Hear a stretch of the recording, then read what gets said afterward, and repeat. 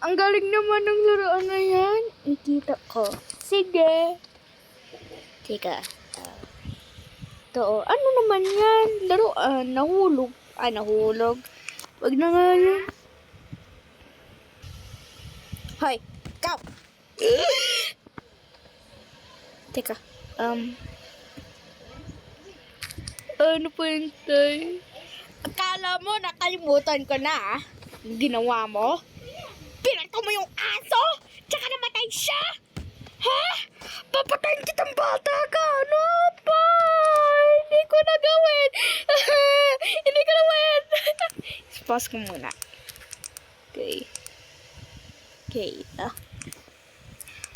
Patayin kitang bata ka? Wag pa! Sakit! Sakit naman! Patayin kita! Huwag ka na umuwi dito, ha! Sana mamatay ka dyan! Kawa! No po! Lala? Anong may na yun? Ano to? Sandalin ko nga. Yan! Isang bangkay! Mga tulong! Kapitbahay! Sabi mo, bangkay? Oo, nakita ko dyan. Kapitbahay! Dito nga kayo? Sige na nga.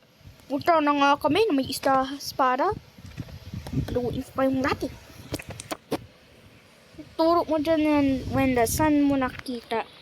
Bangkay. Ayan. Alam ko kung sinong pinatay. Sino? Sino Sino? Doon yung isang kapitbahay. Uy, aso!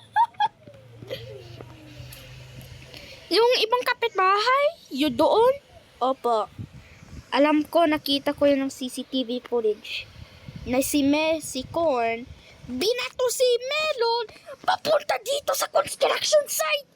May wet cement dito. Maging Melon cement siya ng 1 billion years. Nako, iba namang kwento naman yan eh. Ano namang iba? Totoo naman yan eh. Gusto mo sapakin kita ng 1 billion? Hoy, tomato, tigilan mo nga yan. Kung hindi patawin kita sa mountain, ayaw ko nga tungtungtong sa hurang baho mo. Anong sabi mo? Nako. Hoy, wala, okay ka lang? Na-vomit ako dahil sa katawan na to. Teka. Hoy, tungtungtong sa... May bat ka ba? Opo, akin na muna. Paluin ko nga sila. O ito, bat. Nasa ulo ni Ballerina Cappuccina. Bakit mo nilagay tungtungtong sa ulo? Paluin kita!